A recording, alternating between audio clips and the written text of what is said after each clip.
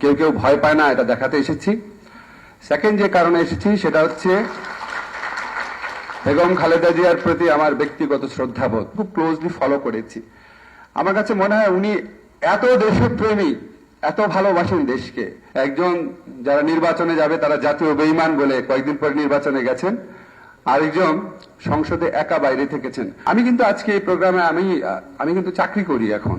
আমি চাকরি করি, আমার বাচ্চারা আছে, কিন্তু আমি বলছি আমি প্রোগ্রামটাতে যাব। কেউ কেউ ভয় পায় না, এটা দেখাতে এসেছি। সেকেন্ড যে কারণে এসেছি সেটা হচ্ছে বেগম খালেদা জিয়ার প্রতি আমার ব্যক্তিগত শ্রদ্ধাবোধ। আমি কোনোদিন বিএনপির কোনো কিছুর সাথে ইনভলভ ছিলাম না। বিএনপি 2 বার ক্ষমতায় ছিল। আমাদের জমিরুদ্দিন সরকার আঙ্কেল আছেন, ওনার ছেলে আমার স্টুডেন্ট ছিল। আমাকে কোনোদিন কেউ বলতে পারবে না যে বিএনপির 2 বার ক্ষমতাকালে কোনোদিন বিএনপির কোনো মিনিস্টারের সাথে আমি দেখা করেছি। নেভার। তারা প্রত্যেকে পার্সোনালি আমার প্রচন্ড